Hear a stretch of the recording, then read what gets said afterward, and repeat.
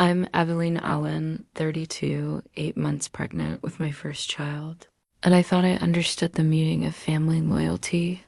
3 days before my due date, I discovered my mother-in-law had been secretly dosing my herbal tea with castor oil, trying to force me into labor so she wouldn't miss her Mediterranean cruise. When I confronted her, she laughed and said the baby would be fine whenever it decided to show up. But when my water broke in her kitchen that morning, hemorrhaging and terrified, I realized this wasn't just about a vacation. As the paramedics rushed me to the hospital and my doctor immediately called security, I uncovered a web of manipulation that went far deeper than I ever imagined. What started as family selfishness became a fight for my child's life and my own survival. The truth about my husband's complicity would shatter everything I believed about the people I trusted most. The fluorescent lights above me buzzed like angry wasps as the paramedics wheeled me through the automatic doors of St. Mary's emergency department. My hospital bracelet's stark white plastic against my swollen wrist read, "High risk," in bold. Red letters that seemed to scream my vulnerability to anyone who looked. 32-year-old female, 38 weeks pregnant, severe cramping and bleeding. The paramedic rattled off to the triage nurse. Patient reports ingesting castor oil without her knowledge. Dr. Sarah Chun appeared beside my gurney, her dark eyes sharp with concern as she scanned my chart. "Mrs. Allen, I'm Dr. Chun. Can you tell me exactly what happened this morning?" Threw up, gritted teeth, managing another contraction. I explained about Patricia's morning tea ritual, how she'd insisted I drink it every day for weeks. She said it would help prepare my body for labor. I trusted her.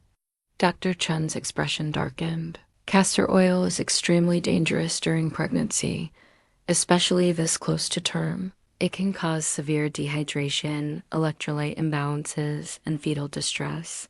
How much tea did you typically drink? 2 cups every morning for the past month, I whispered, the magnitude of what Patricia had done beginning to sink in. She always made it herself, brought it to me in bed. The medical team exchanged glances that made my blood run cold. Dr. Chun leaned closer. "Mrs. Allen, we need to monitor your baby very closely. Castor oil can cause meconium aspiration. That's when the baby inhales waste in the womb. We're going to do an ultrasound and possibly prepare for emergency delivery." As they prepped me for examination, I heard commotion in the hallway. Patricia's voice, sharp and demanding, cut through the hospital noise. "I'm her mother-in-law. I have every right to be here. This is all a misunderstanding. Ma'am, you need to step back." A security guard's firm voice responded. Dr. Chun looked at me with steady eyes. "Did you want her here during your treatment?" "No," I said without hesitation. "Keep her away from me." She nodded and spoke quietly to a nurse, who disappeared into the hallway. Moments later, I heard Dr. Chun's voice through the door. "Ma'am, I'm going to have to ask you to leave the premises. The patient has requested no visitors, and given the circumstances of her admission, hospital security will escort you out if necessary." Circumstances? I was trying to help her. That tea was supposed to be good for pregnancy. Castor oil is not good for pregnancy, ma'am. It's potentially lethal. I'm required to file a report with social services and possibly law enforcement. The silence that followed was deafening. Then Patricia's voice, smaller now, almost confused. "Law enforcement? But I'm her family." As the voices faded down the hallway, Dr. Chun returned to my bedside. The ultrasound machine hummed to life, and she placed the cold gel on my belly. On the screen, my baby's heart beat steadily, a miracle considering what we'd both endured. "Your baby looks stable for now," Dr. Chun said, relief evident in her voice. "But we're going to keep you both under close observation. The next 24 hours are critical." I closed my eyes, my hand instinctively protecting my belly. That plastic bracelet around my wrist felt like both a label and a shield marking me as someone who'd been hurt, but also as someone the hospital Was determined to protect Dot, my phone buzzed incessantly on the bedside table, the screen lighting up again and again with Marcus's name. 27 missed calls. Each notification felt like an accusation, a demand for explanation that I wasn't ready to give. The contractions had steadied into a manageable rhythm, but Dr. Chun insisted on keeping me connected to monitors that beeped reassuringly with my baby's heartbeat. I stared at my phone, my thumb hovering over Marcus's contact. Where had he been when I needed him most? Finally, I answered on the 28th call. Aveline. Thank God Mom said you went to the hospital. What happened? You okay? His voice cracked with what sounded like genuine panic. Where were you, Marcus? I kept my voice steady, clinical. Your mother poisoned me with castor oil, and I've been hemorrhaging for 3 hours. Where were you? Silence stretched between us like a chasm. In the background, I could hear Patricia's voice, muffled but urgent, coaching him. Poisoned? Ava? That's crazy talk. Mom was just trying to help with natural remedies. You know how she is about that stuff, natural remedies. My voice rose despite my efforts to stay calm. Marcus, the doctor said I could have died. Our baby could have died. Castor oil is toxic during pregnancy. Another pause. More whispered, coaching from Patricia. Look, I'm sure it was just a misunderstanding. Mom's devastated that you're upset. Can't we just what? Pretend your mother didn't deliberately endanger your child's life? The words came out harder than I intended, but I didn't soften them. She didn't know it was dangerous. Avenue. She was trying to help you have an easier labor. She bought it from multiple pharmacies, Marcus. The doctors are investigating. This wasn't ignorance, it was planned. The line went quiet except for Patricia's increasingly frantic whispering. When Marcus spoke again, his voice had changed. Colder, more distant. I think you're overreacting. You're emotional right now, which is understandable, but accusing my mother of trying to hurt you is going too far.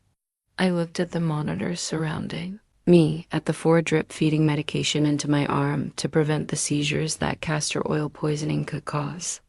I thought about Dr. Chun's grave expression when she explained how close we'd come to losing the baby. Marcus, I need you to choose right now. Your wife and child, or your mother. That's not fair. It's completely fair. Come to the hospital alone or don't come at all. I hung up before he could respond. The phone immediately started buzzing. Again. But I turned it face down and focused on the rhythmic beeping of my baby's heart monitor. Nurse Jennifer appeared in the doorway, her kind face creased with concern. How are you feeling, honey? Do you need anything for pain? I need to know if my husband visits. Can you make sure he comes alone? She nodded knowingly. Security is already briefed. No one gets in without your explicit permission. And we're documenting everything for your protection. My protection. The words should have been comforting, but they highlighted how vulnerable I'd become in what should have been the safest place, my family home. Cared for by people who claimed to love me. The phone buzzed once more. A text from Marcus. On my way. Mom's coming too. She wants to apologize.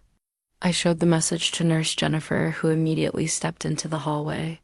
Within minutes, I heard her speaking to security about updating the visitor restrictions. My baby kicked against my ribs, a strong, healthy movement that brought tears to my eyes.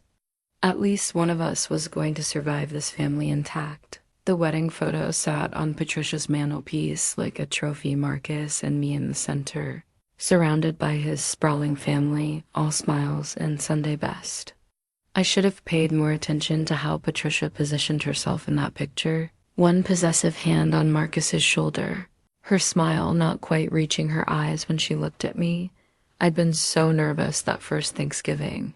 3 years ago, desperate to make a good impression on the woman who'd raised the man I loved. Patricia had answered the door in a pristine apron, her silver hair perfectly styled, her home magazine ready with its coordinated fall decorations.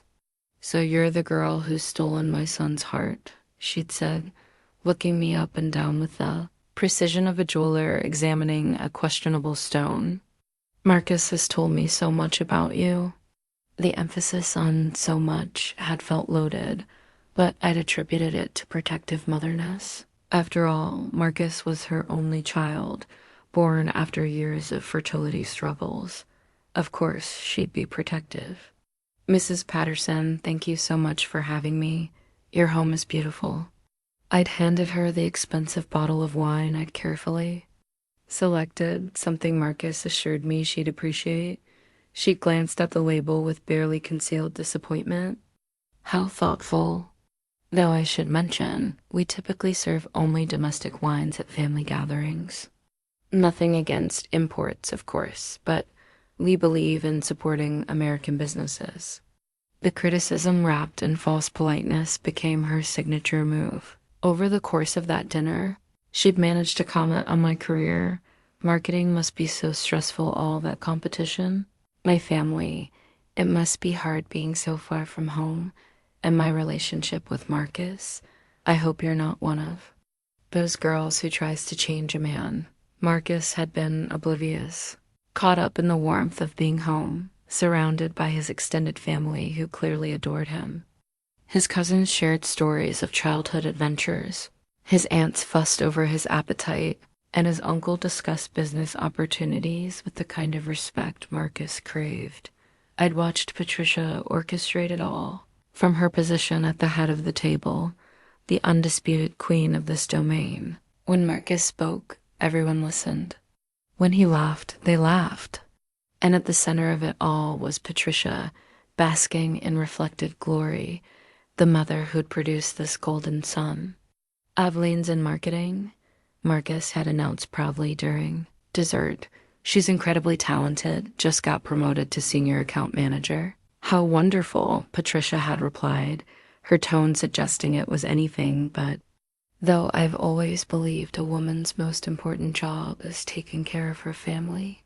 Career success is nice, but it's not everything. She'd said it while looking directly at me, her message crystal clear. "You may have achievements, but I have Marcus." After dinner, while the men watched football and the women cleaned up, a division of labor I found archaic, but hadn't dared question, Patricia had cornered me in the kitchen. "Marcus is very special," she'd said, drying a wine glass with methodical precision. "He's been hurt before by women who didn't appreciate what they had, women who put themselves first." I'd nodded, unsure how to respond to what felt like both a threat and a test. "He needs someone who understands that family comes first, always." She'd placed the glass in the cabinet with deliberate care. "I hope you're that kind of woman, Aveline." Standing there in her perfect kitchen, surrounded by the warmth and laughter of Marcus's family, I'd promised myself I would be. I'd work harder, be more accommodating, prove myself worthy of the love that flowed so freely in this house. Looking back from my hospital bed, I realized that wedding photo told a different story than I'd thought. It wasn't a celebration of new beginnings, it was documentation of ownership. Patricia's hand on Marcus's shoulder wasn't motherly pride. It was a claim of possession, and her smile, the one that never reached her eyes when she looked at me, had been the smile of someone who knew exactly how this story would end. The sonogram photo had been tucked into my purse for 3 days before I worked up the courage to share it with Marcus's family. The black and white image showed our baby at 8 weeks, tiny but unmistakably human, with a strong heartbeat that had made both Marcus and me cry in the doctor's office. I'd imagined Patricia's reaction a dozen different ways. Maybe she'd cry with joy, or demand copies to show all her friends, or immediately start planning a nursery. What I hadn't expected was the cool assessment she gave the photo, holding it at arm's length like it might contaminate her. 8 weeks, she'd said flatly. It's awfully early to get excited. Marcus had been beaming beside me, his arm around my shoulders. "Mom, this is your first grandchild. Aren't you thrilled?" Patricia had set the photo down on her coffee table with the same care she might handle junk mail. Of course I'm pleased, Marcus. But so many things can go wrong in the first trimester. I've seen too many women get their hopes up only to be disappointed. The words had hit me like cold water. I'd looked to Marcus for support, but he'd already started backpedaling, his excitement dimming in the face of his mother's skepticism. She has a point, Avenue. Maybe we should wait to tell everyone else until what? I'd interrupted. Until your mother gives us permission to be happy. Patricia's eyebrows had risen in perfect arcs of disapproval. Aveline, I'm simply being practical. At my age, I've learned not to count chickens before they hatch. Surely you can understand the wisdom in that. But I'd seen something else in her eyes, not wisdom, but annoyance. This pregnancy was an inconvenience, a disruption to the carefully ordered world she constructed around Marcus. We've already scheduled the 12-week appointment, Marcus had offered, trying to bridge the growing tension. Once we get through that milestone, by then it'll be December, Patricia had interrupted, right during the holiday season. You know how stressful that time is for families? I'd stared at her, trying to process what I was hearing. Our baby there, first grandchild, was being discussed like a scheduling conflict. The holidays could be wonderful with a new baby, I'd said carefully.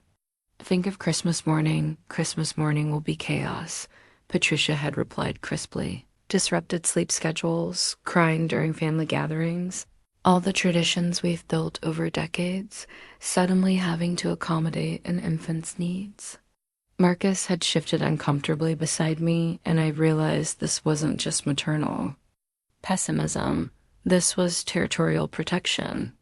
Patricia was already calculating how a baby would diminish her importance in Marcus's life, how it would redirect attention and energy away from her. Mom, Marcus had said quietly, this is supposed to be good news, and it is, darling. I just want you both to be realistic about what you're taking on. She'd reached over and patted Marcus's knee, reclaiming his attention.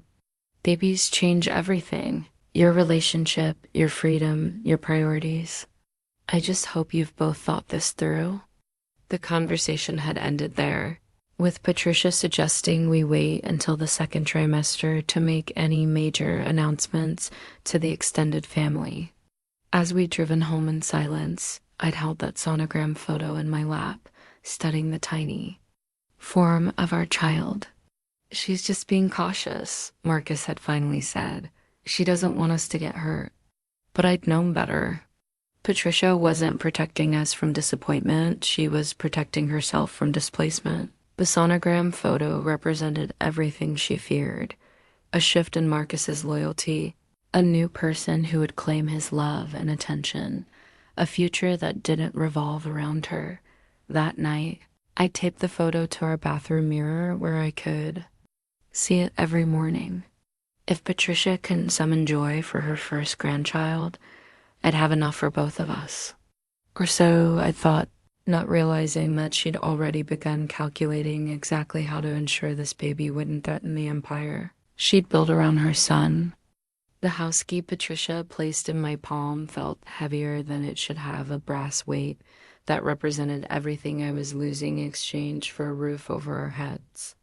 It was the spare key to her guest house, a converted garage apartment behind her main home, and according to Patricia, I should feel grateful for her generosity during our temporary financial difficulties. Now remember, she'd said, settling into her favorite armchair, while Marcus and I stood awkwardly in her living room like supplicants seeking favor. This is just until you get back on your feet. The apartment comes with some ground rules. I'd bitten back my first response. Marcus had been laid off 3 months earlier when his company downsized, and my marketing salary wasn't enough to cover our mortgage and prepare for the baby. Patricia's offer had seemed like a lifeline, but I should have recognized it for what it really was, a leash. The main rule is respect for my property and my privacy. She'd continued, consulting a handwritten list like a landlord reviewing lease terms, no guests without prior approval. No loud music or television after 9 p.m., and absolutely no smoking or drinking anywhere on the premises. I glanced at Marcus, but he was nodding along as if these restrictions were perfectly reasonable. Neither of us smoked, and I was pregnant, so the drinking prohibition was moot, but the tone of her delivery made my skin crawl. The kitchen is small but adequate. I do ask that you coordinate with me before using the washing machine, since we'll be sharing the utilities. And please remember that parking is limited. You'll need to use the street. What about mail? I'd asked, already dreading the answer. All mail will continue to come to the main house. I'll bring anything important to you, of course. Her smile hadn't reached her eyes. It's simpler that way. Simpler for her, maybe. It meant she'd see. Every piece of our correspondence, every bill, every doctor's appointment reminder. Nothing would be private. The apartment itself was clean but sparse, a converted studio with a tiny kitchenette and a bathroom that had clearly been added as an afterthought. The windows faced Patricia's back porch, giving her a perfect view of our comings and goings. It's temporary, Marcus had whispered as we'd unloaded our boxes, but I'd noticed how he automatically lowered his voice, already adapting to living under his mother's watchful eye. The first week had been a masterclass in boundary erosion. Patricia had knocked on our door at 7 a.m. sharp, claiming she needed to check the water pressure. She'd lingered for 20 minutes, commenting on everything from our breakfast choices to the way I'd arranged our few pieces of furniture. "That lamp really doesn't work in that corner, dear," she'd said, moving it without asking permission. "Trust me, I know the space better than anyone." She'd begun appearing at our door with regularity, sometimes with legitimate concerns about noise. We'd been watching television at a normal volume, sometimes with helpful suggestions about pregnancy. You should be drinking more milk, and sometimes with no excuse at all except maternal concern. "I just wanted to make sure you're both settling in well," she'd say, pushing past us into the small space, her eyes cataloging every detail of our lives. The worst part was how Marcus responded to her intrusions. Instead of setting boundaries, he seemed to regress into childhood patterns, seeking her approval and deflecting any criticism I raised. "She's just being helpful, Avenue," he'd say after Patricia would leave, having rearranged our spice rack or reorganized our bookshelf. "She knows this place better than we do." But I'd seen something calculating in her frequent visits. The way she'd note which mail had arrived, which appointments I had scheduled, how I was feeling on any given day. She wasn't being helpful, she was gathering intelligence. The key in my palm represented more than just access to shelter. It was Patricia's way of maintaining control while appearing generous. She held all the real keys to the main house, to our mail, to the washing machine schedule, to Marcus's loyalty. I was just a temporary guest in her domain, carrying a brass token that could be revoked at any time as I'd lain in that narrow bed each night, listening to Patricia's television through the thin walls, feeling the baby move restlessly in my belly. I'd realized that the key wasn't about letting me in, it was about keeping me contained. And with each passing day, the walls of that small apartment had begun to feel less like temporary shelter and more like a carefully constructed trap. The glossy travel brochure lay spread across Patricia's kitchen table like a taunt pristine. Beaches, azure waters, and elegant dining rooms, promising the vacation of a lifetime. Mediterranean splendor, 14 days of luxury, read the headline. And Patricia studied it with the intensity of a scholar examining ancient texts. "I've been dreaming of this cruise for 20 years, she announced, running her finger along the itinerary. Rome to Barcelona, with stops in Monaco, Nice, and the Greek islands. It's the trip of a lifetime. I'd been 7 months pregnant then, settling into what I thought was a comfortable routine in the guest house. My due date was circled in red on the calendar we all shared. February 15th. The cruise dates were highlighted in bright yellow. February 10th through 24th. Mom, Marcus had said carefully, glancing at my swollen belly. That's right around Ave's due date. Maybe you could find a different cruise. Nonsense. Patricia had waved away his concern with the same dismissive gesture she used for gnats. First babies are always late. The doctors even say that. Besides, babies come when they want to come. They don't follow calendars. I tried to keep my voice light, reasonable. But what if something goes wrong? What if we need you here? Patricia's laugh had been sharp as breaking glass. Aveline, women have been having babies for thousands of years without their mothers-in-law hovering over them. You'll be fine. Besides, Marcus will be there. She'd returned to the brochure with renewed enthusiasm, pointing out amenities and excursions. Look at this: cooking classes in Tuscany, wine tastings in Provence, a private concert in Monaco. This isn't just a vacation, it's a cultural education. But Mom, Marcus had pressed, what if? Patricia had slapped the brochure shut with finality. I refuse to put my life on hold for hypothetical emergencies. I've sacrificed enough over the years. This is my time. The conversation had revealed something fundamental about Patricia's worldview. She saw my pregnancy not as a joyful family milestone, but as an imposition on her plans. The timing was inconvenient, my needs were secondary, and her desires took precedence over everything else. I've already made the deposit, she'd announced the next morning, waving her credit card receipt like a victory flag. Non-refundable. The travel agent said February is the perfect time to cruise the Mediterranean. Fewer crowds, better prices. Marcus had looked stricken. You could have talked to us first. Talk to you about what? My own vacation plans? I'm a grown woman. Marcus, I don't need permission to enjoy my retirement. But I'd seen the calculation in her eyes, the satisfaction of presenting us with a fait accompli. This wasn't spontaneous, it was strategic. By booking the cruise and making it non-refundable, she'd forced us to adapt to her schedule rather than asking her to consider ours. What if the baby comes early? I'd ask quietly. Then you'll handle it like millions of women before you. Patricia had tucked the receipt into her purse with evident satisfaction. Besides, first labors take forever. Even if you do go into labor while I'm gone, you'll probably be pushing for hours. I'll be back before you know it.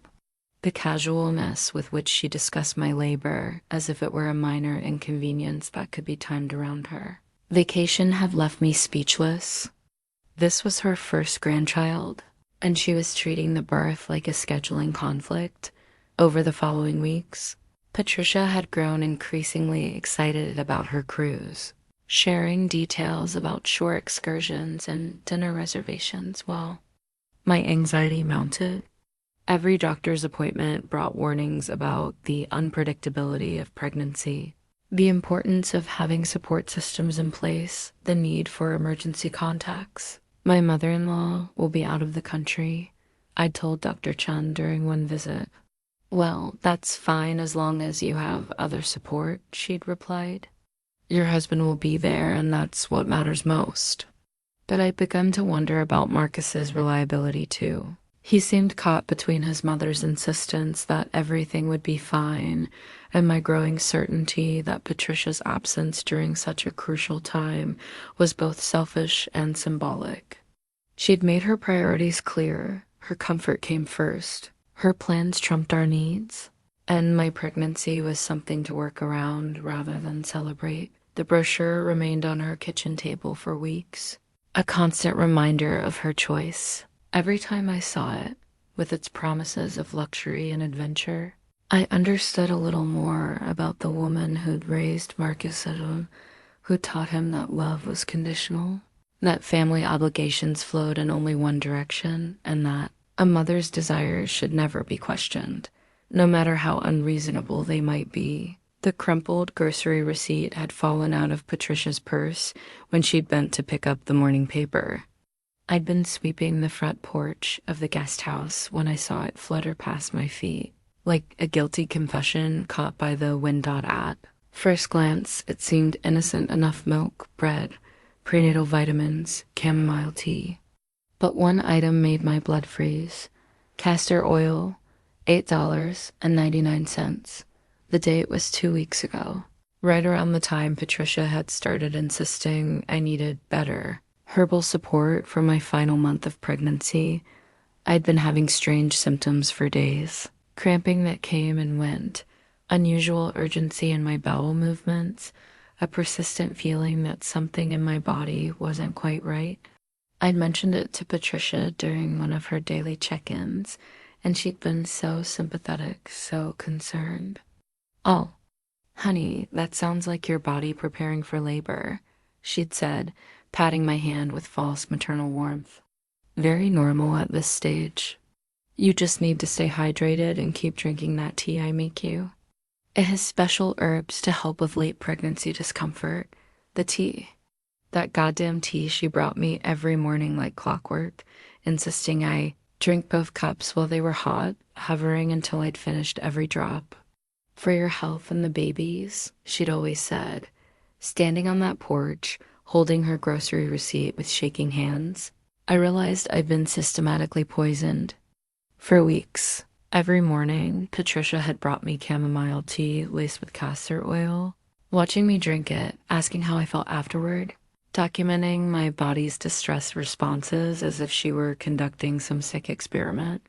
I'd stumbled back into the apartment and frantically searched online for information about castor oil and pregnancy. The results made me nauseated. Castor oil should never be used during pregnancy. Can cause severe digestion and fetal distress. May lead to uterine rupture or placental abruption. Potentially fatal to both mother and child. Each search result revealed another layer of danger Patricia had been exposing us to. She hadn't been preparing my body for labor. She'd been forcing it into premature contractions, risking both our lives for the convenience of her cruise schedule. I'd called the doctor's office immediately, but they were booked solid. The nurse had told me to monitor my symptoms and come in if anything worsened. Braxton Hicks contractions are normal at 37 weeks. She'd said, not knowing I was being deliberately induced. That afternoon, when Patricia appeared with my usual afternoon tea, I'd watched her face carefully as she set down the tray. "You look tired, dear," she'd said, settling into the small chair across from me. "Make sure you drink all of that. The herbs will help you rest. What exactly is in this tea?" I'd asked, my voice carefully neutral. "Oh, just chamomile and a few other natural ingredients. Nothing you need to worry about." Her smile had been perfect and concerned, loving, grandmotherly. "I've been making herbal remedies for decades. Trust me, I know what's best for expecting mothers." But I'd seen something flicker in her eyes when I'd asked about the ingredients. A brief moment of calculation, as if she were deciding how much truth to reveal. "Drink up while it's hot," she'd pressed, pointing to the steaming mug. "It's not as effective when it cools down." I pretended to sip while she watched, then claimed fatigue and asked for privacy to rest. The moment she'd left, I poured the entire contents down the sink and saved the mug for evidence. That evening, I confronted Marcus with the grocery receipt. He'd stared at it for a long moment, his face cycling through confusion, disbelief, and finally, terrible understanding. "Maybe she didn't know," he'd said weakly. "Maybe she thought it was safe. Marcus, she bought castor oil and has been secretly giving it to me for weeks. Well, I've been complaining about cramping and digestive issues, while you've watched me suffer and worry about the baby." My voice had risen despite my efforts to stay calm. "This isn't ignorance. This is deliberate." He'd looked at the receipt again, as if the words might rearrange themselves into something less damning. "But why would she? Her cruise, Marcus. She leaves in 3 days. She's trying to force me into labor so she won't miss her vacation." The silence that followed had been deafening. Marcus had sunk into a chair, the receipt falling from his fingers like a lead weight. For the first time since we'd moved into, His mother's property, he'd seemed to truly see the situation for what it was. "We have to confront her," he'd said finally, but his voice lacked conviction. "We have to call the police," I'd corrected. "She's been poisoning a pregnant woman. That's attempted murder." Marcus had flinched at the word murder, but he hadn't argued. Deep down, he knew I was right. His mother hadn't been trying to help. She'd been willing to risk our lives for her own convenience. The grocery receipt was proof of premeditation, evidence of a plan so coldly calculating that it took my breath away. That night, I'd lain awake listening to Patricia's television through the thin walls, wondering how many more times she would have dosed me before her cruise departure. The receipt crumpled in my fist felt like a roadmap to everything that had gone wrong in this family, and everything that needed to be made right. Marcus burst through the hospital room doors 40 minutes after I'd hung up on him, his face flushed with panic and something else, guilt. Behind him, despite security's instructions, Patricia pushed past the nurses like she owned the place. "Ma'am, you cannot be in here," Nurse Jennifer said firmly, stepping between Patricia and my bed. "I'm her mother-in-law," Patricia declared, her voice carrying that familiar tone of authority that brooked no argument. "I have every right to check on my daughter-in-law and grandchild." Dr. Chen appeared in the doorway, her expression stern. "Mrs. Patterson, I specifically told you that you were not welcome on this floor." "This is ridiculous," Patricia huffed. But I noticed the way her hands shook slightly, the first crack in her composed facade. I was trying to help her. That tea was supposed to ease labor pains by giving her castor oil. Dr. Chen's voice cut through the room like a scalpel. "Do you have any idea what you've done?" Marcus stood frozen between his mother and my hospital bed, his phone clutched in his hand. The screen was still lit, and I could see a text thread that made my blood run cold. "Marcus," I said quietly, "let me see your phone." He hesitated, glancing between me and his mother. That hesitation told me everything I needed to know. "Give me your phone, now." With obvious reluctance, he handed it over. I scrolled through the messages, each one a nail in the coffin of our marriage. Patricia, 2 hours ago. How long do we wait before calling hospital? Don't want to seem suspicious. Marcus, I don't know, Mom. This feels wrong. Patricia, it's just speeding up what would happen naturally. Better she delivers before I leave than after I'm on the ship. Marcus, what if something goes wrong? Patricia, first labors take hours. Plenty of time for medical intervention if needed. Castor oil is natural. Marcus, I should have stopped you weeks ago. Patricia, too late now. We see this through. Just act surprised when you get to hospital. I stared at the screen, each message a betrayal deeper than the last. Marcus hadn't been an innocent bystander, he'd been a co-conspirator. He'd known about the castor oil, had worried about the consequences, but had chosen his mother's approval over my safety. "You knew," I whispered, looking up at him. "You've known for weeks what she was doing to me." "Ave, I tried to talk her out." "Ave, you tried to talk her out of it?" My voice rose to a near shout. "Marcus, she was poisoning me, poisoning your child. And you tried to talk her out of it?" Dr. Chen was reading the messages over my shoulder, her face growing darker with each line. "Mr. Allen, are you confirming that you had prior knowledge of your mother giving castor oil to your pregnant wife?" Marcus looked trapped, his eyes darting, between his mother's expectant face and my betrayed one. She said it was safe. She said women used to use it all the time. Women used to die in childbirth all the time, too. Dr. Chen snapped. That doesn't make it safe. Patricia stepped forward, her mask of concern slipping entirely. "Marcus, don't let them twist this into something it's not. We were trying to help her have an easier delivery by risking her life." I could barely control my voice. "By risking your grandchild's life? For a cruise?" "That cruise cost me $12,000, Patricia shot back, her true priorities finally revealed. I've been planning it for 2 years. I deserve to enjoy my retirement without being held hostage by someone else's pregnancy timeline. The room fell silent except for the steady beep of my monitors. Even Marcus looked stunned by his mother's words. "Get out," I said quietly. "Both of you.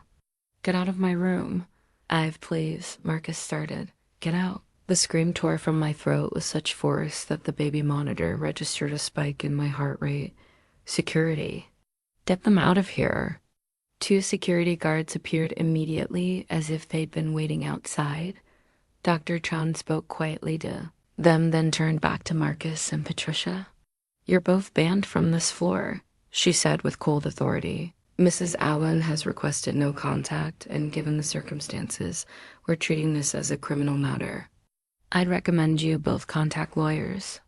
As security escorted them from the room, I heard Patricia's voice in the hallway, still protesting. "This is insane. I was trying to help." "You'll see when this all blows over. Should thank me for making sure the baby came before I left town." Marcus said nothing as they led him away, but I caught his expression in the door's reflection, not remorse, not anger at his mother, but resentment toward me for exposing their plan. Dr. Chun returned to my bedside, her professional mask back in place. "Mrs. Allen, I need to ask, do you feel safe going home after delivery?" I looked at her, then at the text messages still glowing on Marcus's forgotten phone. The evidence of their conspiracy, their casual discussion of risking my life, their concern about appearing suspicious rather than actually being innocent. "No," I whispered. "I don't think I'll ever feel safe with them again." She nodded knowingly. "We're going to connect you with social services and possibly law enforcement. What happened to you today wasn't an accident, it was assault. And we're going to make sure you and your baby are protected." As she left to make her calls, I scrolled through more of Marcus's messages with his mother. Weeks of planning, of discussing dosages and timing, of worrying about getting caught rather than worrying about hurting me. My husband hadn't just failed to protect me, he'd actively participated in endangering both me and our child. The wedding rings on my fingers suddenly felt like shackles, symbols of vows that had been broken long before I'd ever realized they were under attack. The medical chart at the foot of my bed grew thicker by the hour, each new page documenting another aspect of what the hospital was now officially calling deliberate castor oil poisoning during pregnancy. The clinical language couldn't soften the brutal reality. Patricia had systematically endangered both my life and my unborn child's for her own convenience. Sarah Martinez from hospital social services arrived within an hour of Dr. Chun's call, carrying a tablet and wearing the kind of gentle but determined expression I imagined she used with all victims of family violence. "Mrs. Allen, I'm Sarah. I specialize in cases involving harm to pregnant women and their babies." She settled into the chair beside my bed with practiced ease. "Dr. Chun has filled me in on the medical aspects, but I need to hear your story from the beginning." I told her everything: the morning tea ritual, Patricia's insistence on cruise timing, Marcus's text messages, the grocery receipts I'd found. Sarah typed notes steadily, occasionally asking clarifying questions that revealed the depth of her experience with domestic violence cases. "How long were you living on her property?" she asked. 4 months, since I was 5 months pregnant. "And during that time, did she control other aspects of your daily life? Mail, visitors, schedule?" I nodded, realizing for the first time how completely Patricia had isolated me. She held our mail, had to approve any guests, monitored our activities. I thought it was just her being protective. "That's classic controlling behavior," Sarah said gently. "What about your husband's response when you raised concerns?" "He always defended her. Said she was just trying to help, that I was being too sensitive." The words tasted bitter in my mouth. Sarah's expression darkened as I described the text. Messages, Marcus's knowledge of the poisoning, his choice to prioritize his mother's cruise over my safety. Mrs. Allen, what happened to you meets the legal definition of assault with a dangerous weapon, the castor oil. It also constitutes reckless endangerment of a fetus, which carries additional penalties in our state. The legal terminology made it real in a way that shocked me. This wasn't family drama or generational conflict, it was a crime. I've already contacted Detective Williams from our domestic violence unit, Sarah continued. She want to interview you, and she need copies of those text messages as evidence. Detective Williams arrived an hour later, a compact woman with steel gray hair and eyes that had clearly seen too much family cruelty. She photographed Marcus's phone, documented the text thread, and took my statement with the thoroughness of someone building a prosecution case. Mrs. Patterson purchased castor oil from 3 different pharmacies over 2 weeks, she told me, consulting her notes. We've pulled the security footage and pharmacy records. This shows premeditation and an attempt to avoid detection. 3 different pharmacies? I stared at her in shock. CVS, Walgreens, and a local independent pharmacy. She spaced the purchases. 4 days apart, bought small bottles each time. Classic pattern of someone trying to avoid suspicion. Detective Williams flipped through her notepad. The pharmacist at the independent store actually asked what she needed it for. She told him. It was for constipation relief for her elderly mother. The calculated deception took my breath away. This wasn't a grandmother making misguided herbal remedies. This was a woman systematically acquiring poison while building a cover story. What about Marcus? I asked. Will he face charges too? The text messages showed clear knowledge and conspiracy. He knew what was happening and failed to intervene or warn you. That makes him an accessory. Detective Williams looked up from her notes. Mrs. Allen, I need you to understand something. This case is going to trial. Are you prepared for what that means? I thought about Patricia's network of friends, the family members who thought she could do no wrong, the community that knew her as a pillar of respectability. Will people believe me? The evidence speaks for itself, she said firmly. Medical records, pharmacy receipts, text messages, witness statements from hospital staff. Your mother-in-law documented her own crimes. Dr. Chun returned as detective. Williams was finishing her interview. Mrs. Allen, I have some good news. Your baby's heart rate has stabilized, and the blood work shows the castor oil is clearing your system. But I want to keep you under observation for at least another 24 hours. What about long-term effects? I asked, my hand instinctively moving to my belly. It's too early to know for certain, but babies are remarkably resilient. We'll monitor closely after delivery, but I'm cautiously optimistic. She paused, consulting my chart. However, I need to discuss something else. The stress of this situation, combined with the physical trauma, means you're at higher risk for postpartum complications. You're going to need significant support during recovery. Sarah leaned forward. Mrs. Allen, do you have family or friends who can help you? People separate from your husband's family? I realized with growing panic how completely I'd allowed myself to become isolated. My own family lived across the country, and I'd let most friendships fade during the intensity of my relationship with Marcus and his overwhelming family. I have a sister in Oregon, I said quietly. We haven't talked much since I moved here, but call her, Sarah said immediately.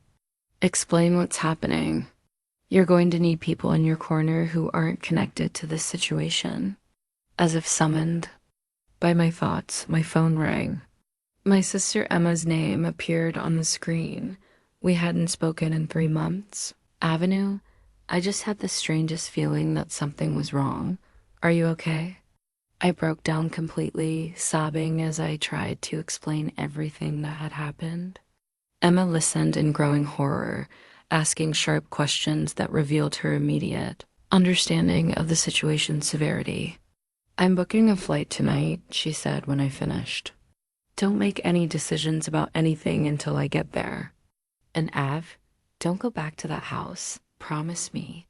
But all my things are just things. Your life and that baby's life are worth more than any possessions. Her voice was fierce with protective anger. Promise me you won't go back there alone. As I hung up, I realized this was the first conversation I'd had in months where someone had prioritized my safety over family harmony, my needs over someone else's convenience. Emma's immediate, unquestioning support highlighted how completely Marcus and Patricia had gaslit me into accepting their version of normal. Detective Williams stood to leave, handing me her card. Mrs. Allen will be filing charges within 48 hours. Your mother-in-law will be arrested, and your husband will likely be charged as an accessory. I want you to be prepared for them to contact you, either directly or through lawyers, trying to convince you to drop the charges.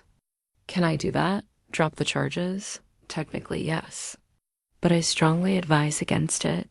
What happened to you was serious criminal behavior. If you don't hold them accountable, they'll likely see it as validation that their actions were acceptable. She paused at the door. Mrs. Allen, you survived something that could have killed you and your baby. Don't let them convince you it wasn't that serious. After everyone left, I sat in the quiet hospital room, processing the magnitude of what I'd learned. Patricia hadn't just endangered me, she'd planned it methodically, researched her methods, created alibis, and recruited my own husband as an accomplice. The family I'd tried so hard to please had been plotting against me for weeks. But for the first time since this nightmare began, I wasn't facing it alone. Emma was coming. The police were building a case. The hospital was protecting me, and somewhere in my belly, my baby was fighting to survive, just like I was. The legal restraining order arrived at the hospital the next morning, delivered by a court officer who explained it with a kind of professional courtesy reserved for people whose lives have imploded. The document was official, imposing, and absolutely necessary. Patricia and Marcus were now legally prohibited from coming within 500 feet of me or my baby. This covers the hospital, your residence, your workplace, and any location where you're receiving medical care, Officer Rodriguez explained, pointing to the relevant sections. If either of them violates this order, call 911 immediately. Don't try to handle it yourself. I stared at the paper, still struggling to process that I needed legal protection from my own family. The restraining order felt like both a shield and a surrender protection from people who should have protected me. Emma had arrived on the red-eye flight, her familiar face a lifeline in the chaos. She'd taken one look at me in the hospital bed, surrounded by monitors and legal documents, and her jaw had set with the kind of determination that had gotten us both through our difficult childhood. We're getting you out of here, she'd announced, not meaning the hospital, but the entire situation. Away from these people, away from this town if necessary. But Emma, my life is here. My job, our apartment, your life is wherever you and that baby are safe, she'd interrupted. Everything else can be rebuilt. Dr. Chen had been supportive of Emma's presence, noting how my stress levels decreased visibly when my sister was in the room. Family support is crucial during recovery, she told Emma privately. Mrs. Allen has been through significant trauma, both physical and emotional. The restraining order process had required me to document everything, the systematic poisoning, the isolation, Marcus's complicity, Patricia's threats about her cruise being more important than my safety. Writing it all down had been like performing surgery on myself, cutting away the rationalizations and excuses to expose the raw truth of what had been done to me. I kept trying to be the perfect daughter-in-law, I told the family court judge. During the emergency hearing, I thought if I just tried harder, if I was more understanding, more accommodating, things would get better. Judge Morrison had listened with the grim attention of someone who'd heard too many similar stories. Mrs. Allen attempting to induce labor through deception and poisoning is not a family disagreement, it's assault. This restraining order will remain in place until your case goes to trial. The most difficult part had been calling my boss to explain why I needed extended medical leave. How do you tell your employer that your in-laws tried to poison you without sounding like you're making excuses? Take all the time you need, my manager had said after I'd stammered through an abbreviated version of events. Your job will be here when you're ready to return. But Marcus had been calling my office too, I learned, spinning a different narrative. According to my assistant, he'd painted me as having a nervous breakdown due to pregnancy hormones, claiming I was making false accusations against his concerned mother, who'd only been trying to help. He seemed really worried about you, my assistant had said when she called to check on me. He said you were in the hospital because of stress and that your family was being very supportive. The gaslighting continued even when he couldn't reach me directly. Marcus was rewriting history, positioning himself and Patricia as the victims of my irrational behavior. It was a strategy I recognized from every argument we'd ever had. My concerns became overreactions. Their harmful actions became misunderstandings. And somehow I always ended up apologizing. That's what abusers do, Sarah had explained during one of her follow-up visits. They control the narrative. They make sure their version of events gets out first, so when the truth comes out, it sounds like retaliation rather than justice. The restraining order had an unexpected side effect. It forced me to confront how much of my identity had become wrapped up in pleasing Patricia and Marcus. Without their constant presence and demands, I had to remember who I was before I'd started tricking myself to fit their expectations. Emma helped with that process, reminding me of dreams I'd abandoned, friendships I'd let fade, interests I'd discarded because they didn't align with Patricia's vision of an appropriate daughter-in-law. Remember when you wanted to take that photography class? Emma asked one afternoon as we reviewed apartment listings on her laptop. You used to talk about maybe starting your own business someday. I'd forgotten about that dream, had let Patricia's dismissive comments about frivolous hobbies convince me it wasn't worth pursuing. How many other pieces of myself had I surrendered in the name of family harmony? The restraining order was more than legal protection. It was permission to remember that my needs mattered. My safety was important, and my future didn't have to be dictated by people who had proven they didn't have my best interests at heart. As I held that official document, I realized it represented something Patricia and Marcus had never expected: consequences. For the first time in their lives, their actions had legal ramifications they couldn't charm or manipulate their way out of. The restraining order was my line in the sand, a legal declaration that their behavior was unacceptable and that I was finally strong enough to say so. The birth certificate lay on my hospital bed like a small miracle, still warm from the printer. Under father, the space remained blank. Marcus had forfeited his right to be present for our daughter's birth when he'd chosen conspiracy over protection. His signature was notably absent from the document that would define our child's legal identity. The emergency cesarean had been necessary because of complications from the castor oil poisoning. Dr. Chun had explained it calmly as they'd prepped me for surgery, but I'd seen the concern in her eyes. Your uterus is showing signs of distress from the forced contractions. We need to get the baby out safely. Emma had been my only support person in the operating room, holding my hand as they lifted my daughter into the world. 6 pounds, 2 ounces of perfect fighting spirit born 3 weeks early because of Patricia's selfish intervention, but healthy and strong despite everything she'd endured. She's beautiful, Emma had whispered through tears as the nurses cleaned and examined our little fighter. Look at those lungs. I'd named her Sophie Grace, Sophie for wisdom, Grace for the unmerited favor that had brought us both through this ordeal alive. The nurses had been gentle about asking for the father's information, accepting my explanation that he wouldn't be listed without judgment. It's becoming more common, Nurse Jennifer had assured me. Sometimes protecting a child means making difficult decisions about family. The NICU stay had been brief but terrifying. Sophie's lungs needed monitoring because of potential meconium exposure from my premature labor. For 48 hours, I'd sat beside her tiny form in the incubator, counting each breath, praying that Patricia's actions hadn't caused permanent damage. Dr. Patel, the neonatologist, had been cautiously optimistic. She's responding well to treatment. The castor oil didn't cause the worst-case complications we were monitoring for. Your daughter is a survivor.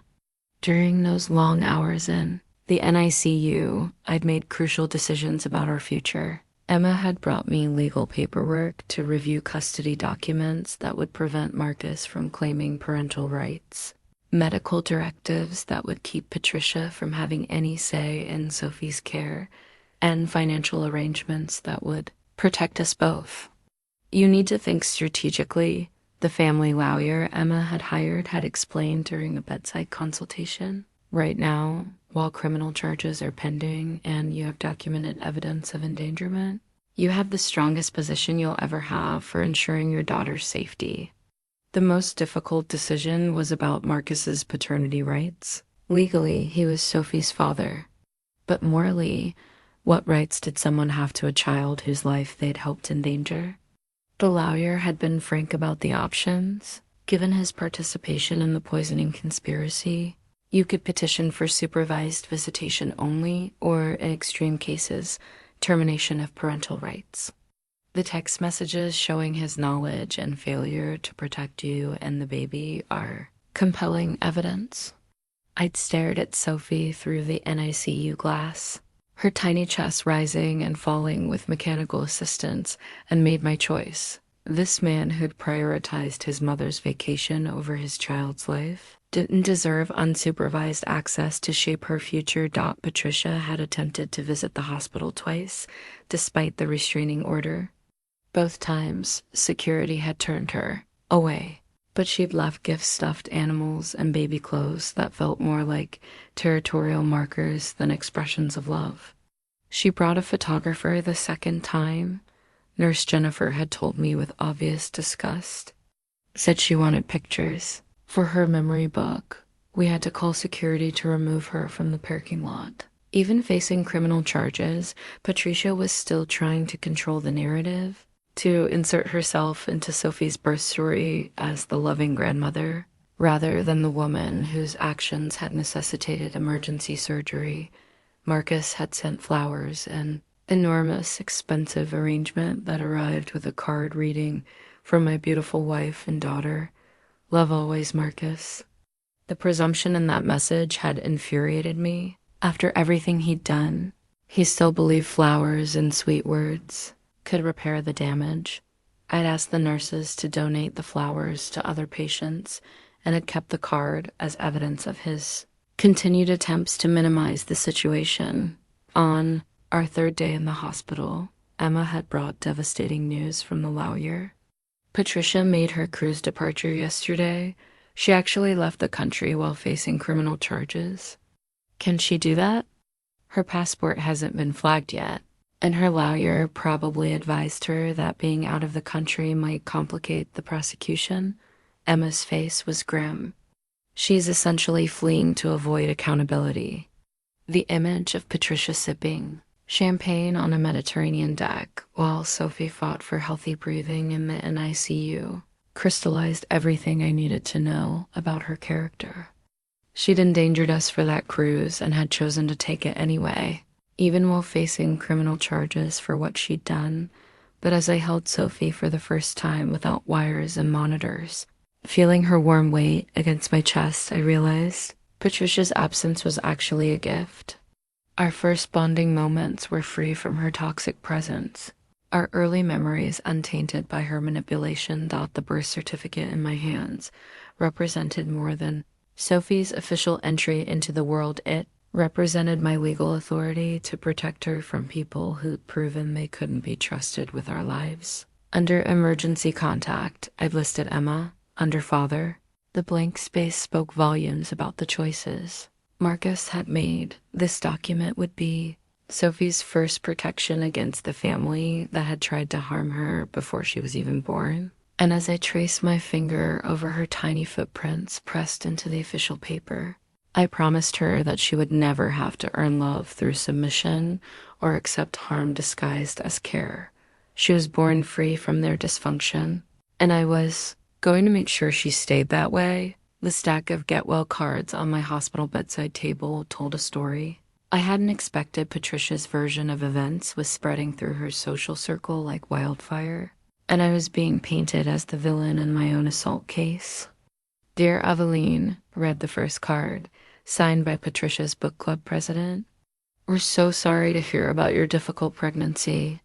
Patricia is devastated that you've misunderstood her loving attempts to help. We hope you can find it in your heart to forgive family misunderstandings and focus on healing. Emma read the next one aloud, her voice dripping with disbelief. Patricia has been such a wonderful friend to our family for 20 years. We know she would never do anything to harm you or the baby. Sometimes pregnancy hormones can make us see things that aren't really there, praying for your emotional healing. Pregnancy hormones? I stared at the card in shock. She literally poisoned me with castor oil for weeks, and they think it's pregnancy hormones? Card after card revealed the same pattern. Patricia had spun herself as the martyred mother-in-law, victimized by an unstable daughter-in-law who'd misinterpreted innocent help as malicious intent. Her friends were rallying around her, sending cards that invalidated my experience and suggested I was mentally unstable. Listen to this one, Emma said, holding up a card with puppies on it. We've known Patricia since her son was born. She's the most caring woman we know. We're sure this is all a big misunderstanding that will work out once you're feeling more like yourself again. Dr. Chun found me crying over the cards during her evening rounds. Mrs. Allen, what's wrong? Are you in physical pain? I showed her the stack of well-meaning cruelty. She read several cards, her expression growing darker with each one. This is secondary victimization, she said firmly. It's common in cases of family violence. The perpetrator's social network rallies around them, making the victim feel isolated and questioned. She gathered the cards into a neat pile. Would you like me to dispose of these?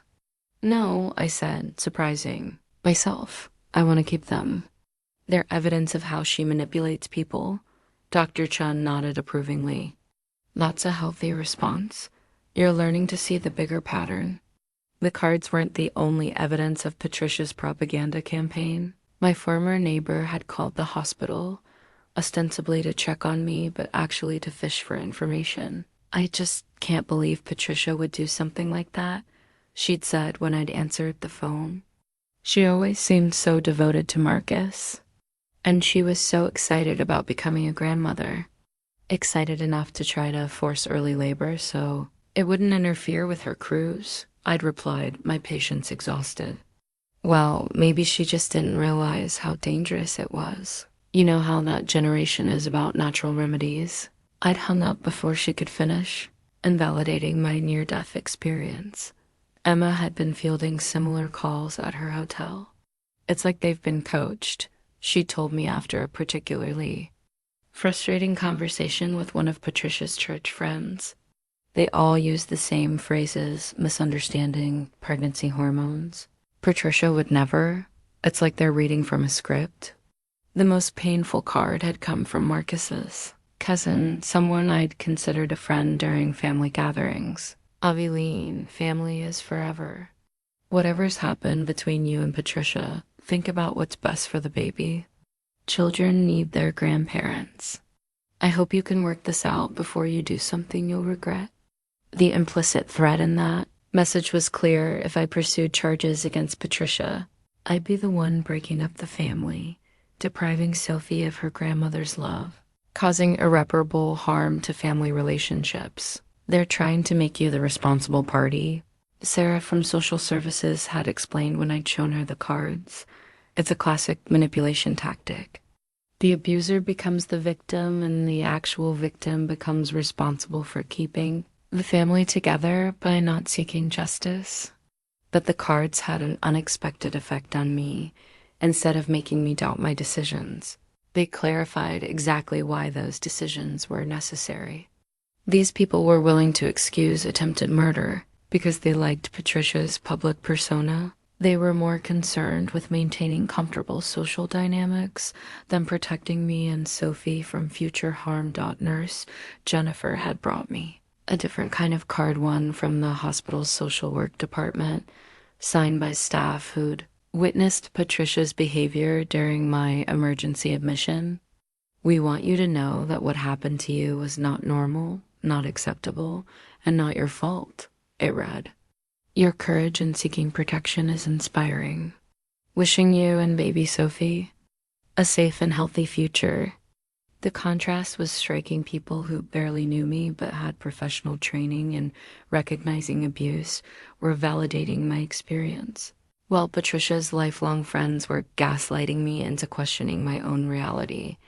Emma had started documenting the cards and calls, recognizing them as evidence of Patricia's ongoing manipulation campaign. "She's trying to isolate you from any support system," Emma had observed. "If she can convince everyone that you're unstable, it undermines your credibility if this goes to trial." Dr. Chun had connected me with a counselor who specialized in family violence cases. "These cards are actually typical," the counselor had explained during our first session. "Abusers often have public reputations that contradict their private behavior. Their friends and family have a vested interest in maintaining the fiction because it protects them from having to confront uncomfortable truths." That evening, as I nursed Sophie in the quiet hospital room, I'd made a decision about those cards. Instead of letting them undermine my confidence, I would use them as motivation. Every person who'd chosen Patricia's comfort over my safety was someone Sophie didn't need in her life.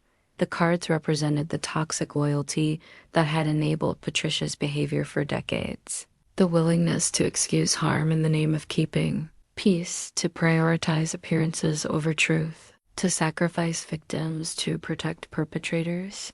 Sophie deserved better than a family network that would gaslight her. Mother's near-death experience. She deserved people who would believe her if she ever needed to report harm, who would prioritize her safety over social comfort, who would validate her truth instead of rewriting it to protect others. As I stacked the cards in a neat pile for the lawyer to review, I realized they weren't really about me at all. They were about Patricia's friends protecting their own comfort by denying the evidence of what she was capable of. And that willful blindness was exactly why Sophie and I needed to build our lives far away from all of them. The pharmacy record spread across Detective Williams' desk painted a damning picture of premeditation that even Patricia's most loyal defenders couldn't explain away. 3 different stores, 4 separate purchases, each carefully timed and designed to avoid suspicion. This wasn't accidental poisoning, it was calculated assault. January 15th, CVS on Main Street 1, small bottle of castor oil. Paid cash, Detective Williams read from her report. January 19th, Walgreens on 5th Avenue, another small bottle, different cashier. January 23rd, Family Pharmacy downtown 3rd. Bottle told the pharmacist it was for her elderly mother's constipation. I sat in the hospital's family conference room with Emma and our lawyer, reviewing the evidence that would form the backbone of the criminal case. Each pharmacy receipt was another nail in Patricia's coffin, proof that she'd researched her plan, executed it methodically, and lied to cover her tracks. The most damning part is the internet search history, our lawyer, Janet Morrison, continued. She slid a printed report across the table.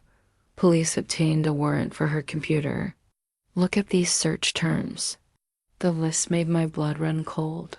Castor, oil-induced labor, how much? Natural ways to start labor early. Castor oil pregnancy safe dosage. How to hide castor oil in tea. Labor induction 36 weeks risks. She researched the risks. I whispered, staring at the search history. She knew it was dangerous and did it anyway. Detective Williams nodded grimly. The search on January 10th was particularly telling. Can castor oil kill pregnant women? She knew exactly what she was risking. Emma leaned forward, her face pale. She Googled whether it could kill you, then went ahead and started poisoning you anyway. The computer forensics team found deleted browser history too. Detective Williams continued. She tried to cover her tracks after your hospitalization, but deleted files can be recovered. We have everything. Janet reviewed the evidence list with professional satisfaction. Premeditation, research into harm, attempts to conceal evidence, conspiracy with her son. This is a prosecutor's dream case. Mrs. Patterson is looking at serious felony charges. That the evidence revealed something even more chilling than Patricia's careful planning, it showed. She'd started researching labor induction methods in December, weeks before I'd even moved onto her property. This hadn't been a spontaneous decision triggered by her cruise booking. She'd been planning to control my delivery timeline from the moment she'd learned I was pregnant. Look at this search from December 3rd. Detective Williams pointed to an entry that made my stomach lurch.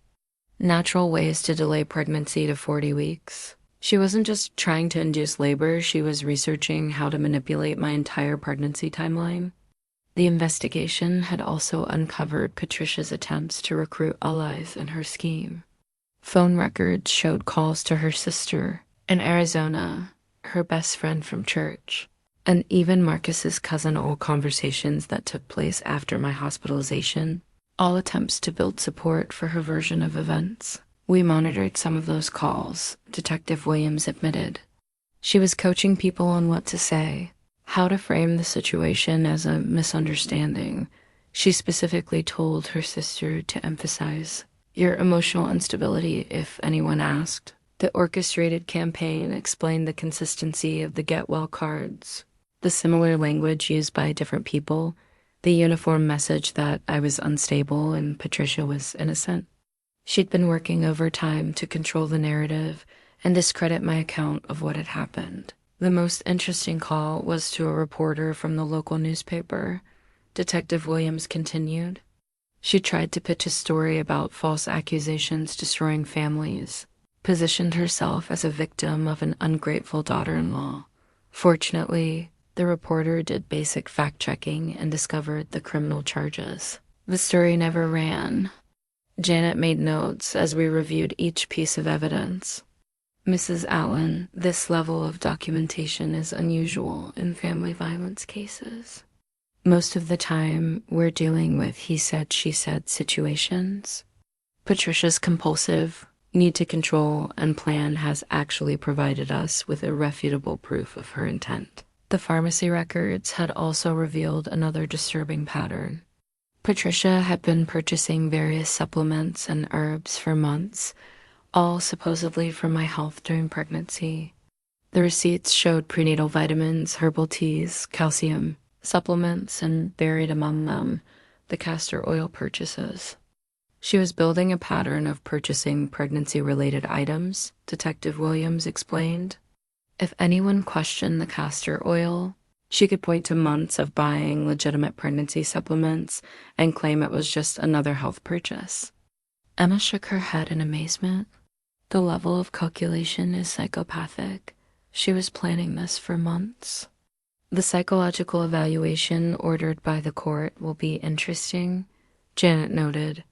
This kind of methodical planning combined with complete disregard for risk suggests serious personality disorders. But what struck me most about the evidence wasn't just the premeditation, it was the casual disregard for consequences. Patricia had researched whether castor oil could kill me, learned that it could, and proceeded anyway. My life and Sophie's had been acceptable collateral damage for her vacation plans. She saved the cruise confirmation email in a folder labeled Freedom Trip, Detective Williams added almost as an afterthought. The folder also contained research about Mediterranean cruises in February, weather reports, packing lists. She was more thorough in planning her vacation than in researching the safety of poisoning her pregnant daughter-in-law. The evidence painted a picture of a woman so narcissistic, so entitled to having her way, that she'd been willing to risk 2 lives rather than reschedule a vacation. The pharmacy records, internet searches, and phone transcripts weren't just proof of guilt, they were a psychological profile of someone completely incapable of putting anyone else's needs before her own desires. As we finished reviewing the evidence, Janet had been optimistic about the prosecution's chances. "Mrs. Allen, this case is going to send a message about accountability. Patricia Patterson is going to face real consequences for what she did to you and your daughter." Looking at those pharmacy records, seeing the careful progression from research to acquisition to execution, I realized I was incredibly lucky to be alive.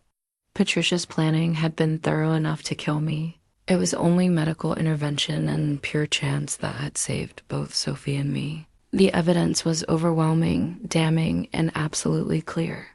Now I just had to be strong enough to see justice through to the end. The divorce papers felt surprisingly light in my hands, for documents that would legally sever me from the man I'd once planned to spend my life with. Janet had drafted them with surgical precision, each clause designed to protect Sophie and me from any future manipulation or harm, and filing for dissolution of marriage based on irreconcilable differences, with additional grounds of endangerment and conspiracy, Janet explained as we reviewed the paperwork in her downtown office. Sophie slept peacefully in her car seat beside me, blissfully unaware that these documents would reshape her entire future. Emma had insisted on being present for the signing, moral support wrapped in fierce protective love. "Are you sure about this, Avenue? There's no going back once you file." I looked at Sophie's peaceful face, thinking about the text messages between Marcus and Patricia, the weeks of secret poisoning, his choice to prioritize his mother's cruise over his child's life. I've never been more sure of anything. The custody provisions were the most important part of the filing. Janet had crafted them to reflect the evidence of endangerment while still acknowledging Marcus's biological paternity. "We're requesting sole physical and legal custody with supervised visitation for the father only," she explained. "Given his participation in the conspiracy to harm you and the baby, the court will likely grant this request, at least initially." Supervised visitation felt almost too generous considering what Marcus had done, but Janet had assured me it was strategically smart. If we ask for no contact at all, it might seem vindictive. This way, we appear reasonable while still protecting Sophie. The financial arrangements were straightforward. I wanted nothing from Marcus except child support, and even that felt tainted by association. "I don't want his money," I told Janet during our first consultation. "I want my independence. Child support isn't for you, it's for Sophie," Janet had replied firmly. "He helped create this situation. He can help pay for its consequences." The most emotionally difficult part of the paperwork was the section requesting that Marcus's surname be removed from Sophie's birth certificate. She would be Sophie Grace Allen, not Sophie Patterson Allen. Even that small connection to his family felt like a threat to her safety. Marcus had tried to contact me through his lawyer, making offers that revealed how little he understood about the severity of what he'd done. He proposed marriage counseling, family therapy, even relocating away from his mother, anything to avoid facing the legal consequences of his choices. "Your husband's attorney keeps calling," Janet had informed me the day before. "They're offering a significant financial settlement if you'll agree to reconciliation and drop the criminal charges against his mother." "How significant?" $200,000 plus a house in your name only, plus his agreement to go no contact with his mother for 5 years. I'd stared at her in disbelief. They think they can buy my silence after she tried to kill me? Apparently. They also offered to pay for your college degree if you want to change careers, and guaranteed child support above the state requirements. The offers kept increasing as Marcus's desperation grew. His lawyer had even suggested a postnuptial agreement that would give me complete control over Sophie's upbringing and medical decisions. Anything to avoid the public humiliation of a criminal trial and divorce, but money couldn't undo the fundamental truth. Marcus had known his mother was poisoning me and had chosen to let it continue. No amount of financial compensation could rebuild trust after that level of betrayal. But there's something else, Janet had said during our final consultation before filing. Marcus's attorney mentioned that his mother is willing to accept a plea bargain that would include mandatory psychological evaluation and supervised visitation with future grandchildren only. She's apparently panicking about the possibility of prison time. She should be panicking, Emma had interjected. She committed assault with a deadly weapon against a pregnant woman. Patricia's willingness to negotiate revealed how serious the criminal charges were. Her attorney clearly understood that the evidence was overwhelming and that a jury would likely convict her of the most serious charges. Even her manipulation of public opinion couldn't overcome pharmacy records and internet search histories, but I wasn't interested in plea bargains or reduced sentences. Patricia had calculated the risks to my life and decided her cruise was more important. She deserved to face the full consequences of that choice. File everything, I told Janet. Divorce, custody, the whole package. I want legal protection from both of them. As I signed the final documents, I thought about the woman I'd been when I'd first met Marcus, eager to please, desperate for family acceptance, willing to shrink herself to fit into their dysfunction. That woman was gone, replaced by someone who learned that love without safety wasn't love at all. The divorce papers represented more than the end of my marriage. They represented my commitment to choosing Sophie's well-being over social expectations, her safety over family loyalty, our future over their manipulation. Emma had helped me pack the last of our belongings from the guest house while Marcus was at work. We'd worked quickly and efficiently, taking only what belonged to us and leaving everything Patricia had given me. I didn't want her gifts or her furniture or anything that could be used as leverage for future contact. Are you going to miss any of this? Emma had asked as we'd loaded boxes into the rental truck. I looked back at the small apartment, where I'd spent my final months of pregnancy, where Patricia had brought me poisoned tea every morning, where Marcus had known what was happening and said nothing. Not even a little bit, I'd answered honestly. The divorce papers were my declaration of independence, my legal severance from a family that had proven they couldn't be trusted with our lives. And as I'd watched Janet file them with the courthouse, I'd felt something I hadn't experienced in months: hope for a future free from their dysfunction. Sophie stirred in her car seat as we'd left the lawyer's office, opening her eyes to look around with the alert curiosity that would serve her well in life. She would grow up knowing that her mother had been strong enough to protect her, brave enough to demand justice, and wise enough to choose safety over convenience. The divorce papers were just the beginning of our new life together. The judge's gavel came down with a sound that echoed through the packed courtroom like thunder, finalizing Patricia Patterson's conviction on charges of assault with a dangerous weapon, reckless endangerment of a fetus, and conspiracy to commit assault. The mahogany gavel represented everything I'd fought for: justice, accountability, and protection for future victims. Mrs. Patterson, you are hereby sentenced to 18 months in state prison, followed by 3 years of supervised probation, Judge Morrison announced, her voice carrying the weight of legal authority. You are also ordered to pay restitution for medical expenses and undergo mandatory psychological evaluation and treatment.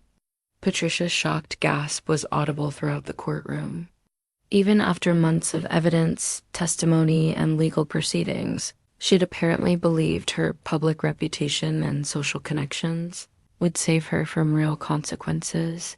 The trial had been a revelation in more ways than one. Patricia's defense attorney had tried everything, claiming I was mentally unstable due to pregnancy hormones, suggesting the castor oil poisoning was accidental, even arguing that traditional family remedies shouldn't be criminalized.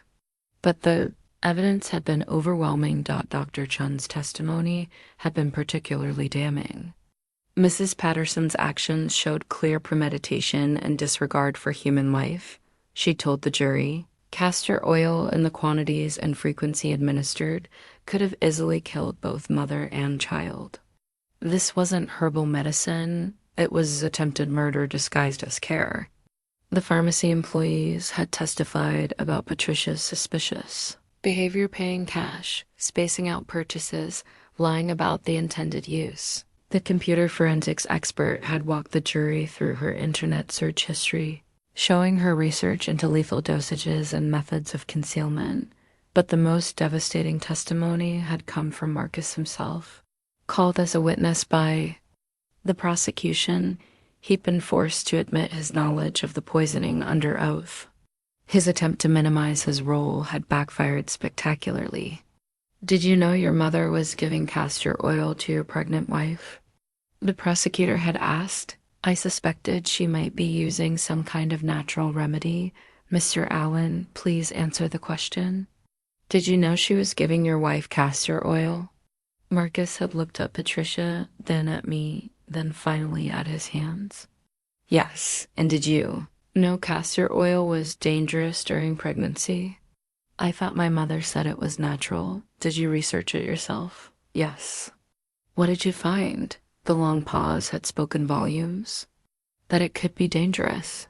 But you didn't warn your wife. Or stop your mother?" "I tried to talk my mother out of it." "Did you warn your wife that she was being given a potentially lethal substance?" "No."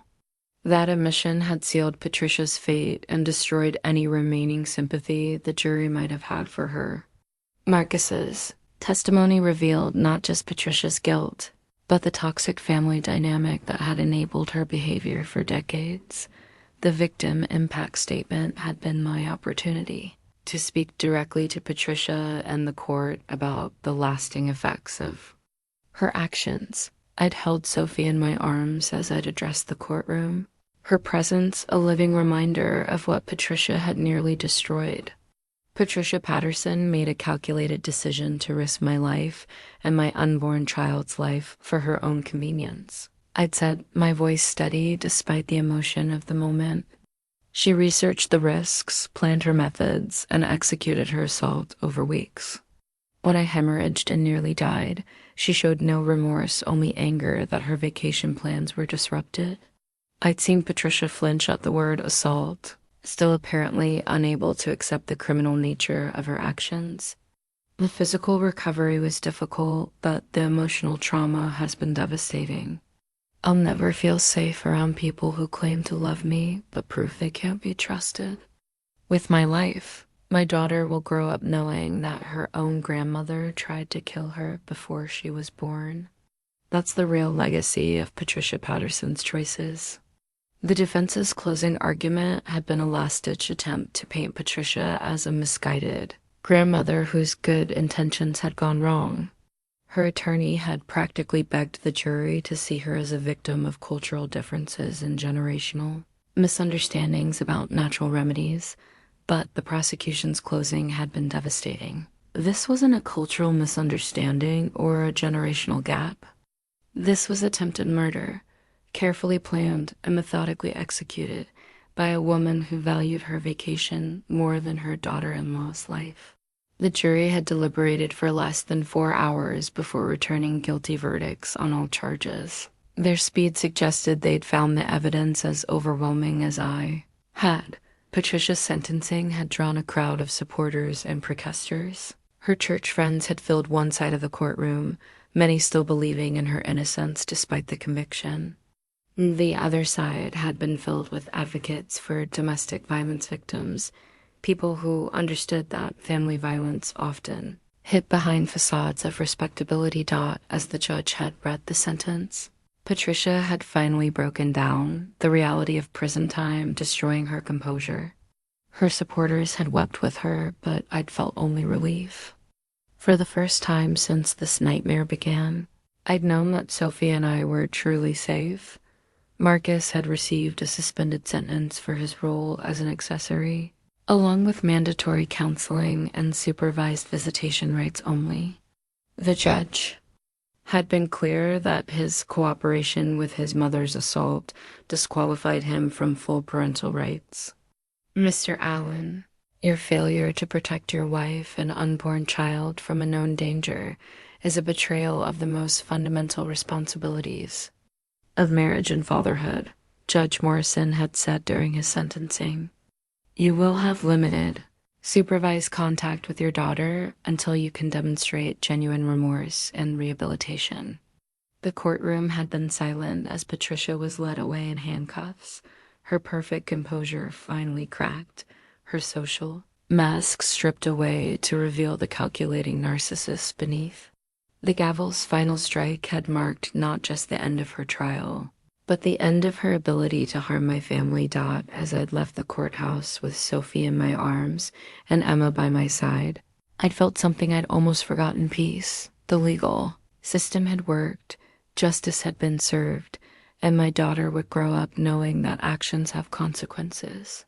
Even for people who think their status makes them untouchable, the gavel that had sealed Patricia's fate had also sealed our freedom from her influence. Sophie would never have to endure her manipulation, never have to question her own reality when Patricia rewrote history, never have to earn love through submission to someone else's will. Justice had been served, and we were finally truly free. The apartment keys felt warm in my palm as I stood before the door of our new home, a bright 2-bedroom unit in a safe neighborhood across town, far from Patricia's influence and Marcus's attempts at reconciliation. These keys represented something I'd never had before: complete autonomy over my living space and absolute control over who could enter our sanctuary. Home sweet home, Emma said, helping me carry Sophie's car seat up the stairs. At 4 months old, Sophie was alert and curious, her dark eyes taking in everything with the wonder of someone seeing the world fresh every day. The apartment was simple, but perfect for our needs: hardwood floors that would be easy to clean. Once Sophie started crawling, large windows that filled the space with natural light, and most importantly, a security system that only Emma and I knew the code to. No one could surprise us here. No one could let themselves in with spare keys. No one could monitor our daily routines. The first few weeks had been an adjustment period unlike anything I'd experienced. For the first time in years, I could make decisions without considering Patricia's opinions or Marcus's reactions. What to have for dinner, when to do laundry, how to arrange the furniture, all my choices made for my own reasons. You seem different, Emma had observed during one of her visits. She'd extended her stay to help with the transition, working remotely while I adjusted to single motherhood and recovered from the trauma of the past year. Different how? Calmer, more yourself. I haven't seen you this relaxed since before you got married. She was right. Without the constant tension of trying to please people who couldn't be pleased, without the exhausting effort of managing other people's emotions, I'd rediscovered parts of myself I'd forgotten existed. I laughed more, slept better, and found joy in simple moments with Sophie that hadn't been possible under Patricia's scrutiny. The therapy sessions Dr. Martinez had recommended were helping me process the complex grief of losing a family I'd never really had. You're mourning the family you thought they were, she'd explained during one session. It's normal to feel sad about that loss, even when you know leaving was the right choice. I'd enrolled in an online photography course, something I'd wanted to do for years but had abandoned when Patricia had dismissed it as frivolous. Working with images again reminded me of dreams I'd had before. I'd started shrinking myself to fit into someone else's vision of who I should be. Sophie was thriving in our peaceful environment, without the constant tension and conflict that had marked her earliest weeks. She was developing into a happy, secure baby who smiled easily and slept soundly. Her pediatrician had noted her remarkable progress during recent checkups. Babies are incredibly sensitive to stress in their environment, Dr. Patel had explained. Sophie's improved sleep patterns and weight gain suggest she's feeling much more secure now. The legal victories had brought practical benefits too. The restitution from Patricia's conviction had covered my medical expenses and provided a small emergency fund. The child support from Marcus, while minimal, helped with Sophie's needs. Most importantly, the restraining orders remained in effect, legally protecting us from unwanted contact. Marcus had attempted to reach out several times through his lawyer, requesting modifications to the custody arrangement. Each request had been denied by the court, the judge noting that supervised visitation was already generous, considering his role in endangering Sophie before her birth. He's also requested permission to send birthday and Christmas gifts. Janet had informed me during our quarterly legal review. The court is asking for your preference. No gifts, I'd said without hesitation. I don't want him or his family having any connection to Sophie's special moments. The decision had felt empowering rather than vindictive. Sophie's birthdays and holidays would be celebrated by people who'd never tried to harm her, who'd never prioritized their own convenience over her safety. I'd started building a new support network, other single mothers from Sophie's playgroup, neighbors who became friends, colleagues who provided professional mentorship. These relationships were based on mutual respect and genuine care, not the toxic dynamics I'd mistaken for love in Patricia's family. You're creating the family you deserve, Emma had said as she'd prepared to return to Oregon. Sophie's going to grow up knowing what healthy relationships look like. The apartment had become our refuge, but also our launching pad. Without the weight of family dysfunction holding me back, I'd started making plans for our future, maybe returning to school for my MBA, possibly starting my own marketing consultancy, definitely traveling to show Sophie the world beyond the narrow confines of Patricia's expectations. Every morning, I woke up in our sunny bedroom grateful for the peace we'd built together. Sophie would babble in her crib, reaching for the mobile Emma had given her, completely unaware of the trauma that had surrounded her birth. She knew only love, security, and the devoted attention of people who'd chosen to be in her life. The apartment keys on my keychain were more than just access to our home. They were symbols of the autonomy I'd fought to reclaim. No one could take them away. No one could revoke my right to be here. No one could use housing as leverage to control my choices. As I tucked Sophie into her crib each night, surrounded by the quiet safety of our own space, I'd marveled at how different life could be when you chose protection over peacekeeping, truth over family loyalty, safety over social expectations. The apartment wasn't just our new beginning. It was proof that sometimes the bravest thing you can do is walk away from people who claim to love you but consistently prove they can't be trusted with your life. Sophie and I were building something beautiful from the ashes of that betrayal, and these keys would always remind us that we had the power to determine who deserved access to our hearts and our home. The video on my phone captured a moment I'd never share with Patricia or Marcus. Sophie's first wobbly steps across our living room floor, her face lit with triumph as she toddled toward my outstretched arms.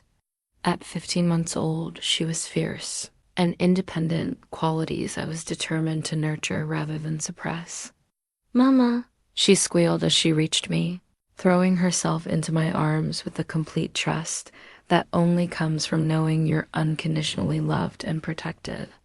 I held her close, breathing in the sweet scent of her hair, marveling at how much our lives had changed since that terrifying morning in Patricia's kitchen.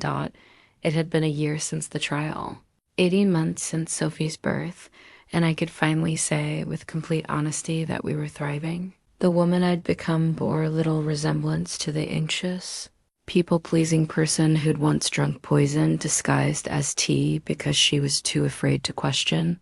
Someone who claimed to know better. My photography business was growing steadily, specializing in family portraits for other survivors of domestic violence, women who, like me, were rebuilding their lives and wanted to document their strength and resilience. There was something powerful about capturing joy in people who'd survived trauma. about preserving evidence of healing and hope. You have a gift for seeing people's authentic selves. One client had told me after I'd photographed her family's first Christmas after leaving an abusive marriage, "These pictures show who we really are when we're safe." Sophie was developing into everything I'd hoped curious, confident, and completely unafraid to express her needs and wants. She said no with conviction when she didn't like something, a word I'd learned to celebrate rather than correct. She would never be taught that keeping others comfortable was more important than her own safety and well-being. The court-mandated updates about Patricia's imprisonment arrived quarterly, clinical. Reports that felt like correspondence from another lifetime. She'd been denied early parole after refusing to participate in the psychological evaluation program, apparently still maintaining that her actions had been misunderstood rather than criminal. Marcus had visited her twice before realizing that. She blamed him for not controlling his wife better during the crisis. Emma visited monthly now, sometimes bringing her new boyfriend who Sophie adored. Watching my daughter interact with people who respected her boundaries, who asked permission before picking her up, who listened when she expressed preferences, reinforced everything I'd learned about healthy relationships. She's going to be formidable, Emma had observed during her latest visit, watching Sophie negotiate with her daycare friend over toy sharing. She knows her worth. The restraining orders would expire when Sophie turned 18, but I couldn't imagine either Patricia or Marcus would want contact by then. Patricia's friends had gradually stopped sending updates and invitations once the social cost of associating with a convicted felon became clear. Marcus had moved to another state, apparently unable to face the community judgment that followed. His conviction as an accessory. Sometimes, late at night when Sophie was sleeping peacefully in her crib, I thought about the woman I'd been before I'd met Marcus's family. That woman had been seeking belonging so desperately that she'd been willing to accept cruelty disguised as love, control masquerading as care. She'd believed that family meant automatically deserving trust, that blood relations equaled safe. Relationships. Now I knew better. Family was what you built with people who proved they could be trusted with your vulnerability. Family was Emma flying across the country when I needed her. Family was Dr. Chun advocating fiercely for my safety. Family was the community of survivors who supported each other through healing. Family was Sophie and me, building traditions based on joy rather than obligation. The video of Sophie's first steps would go into the photo album I was creating for her, a record of our life together, free from the people who tried to harm us before she was even born. Someday, when she was old enough to understand, I would tell her the full story of her early months, not to burden her with adult trauma, but to help her understand why we lived the way we did, why we chose our relationships carefully, why we never compromised our safety for someone else's comfort. As I tucked the phone away and lifted Sophie for her afternoon nap, I felt the profound peace that came from knowing I'd made the right choices. Every difficult decision, filing charges, seeking divorce, moving away, building new boundaries, had led us to this moment of simple, uncomplicated happiness. Sophie fell asleep in my arms, her breathing deep and trusting, secure in the knowledge that the person holding her would always prioritize her safety over social expectations, her needs over family loyalty, her future over the past that had tried to destroy us both. The video would remain private, a precious moment captured for us alone, because some joy is too pure to share with people who've proven they don't deserve access to your happiness. And sometimes the greatest gift you can give your child is the knowledge that love should never require survival.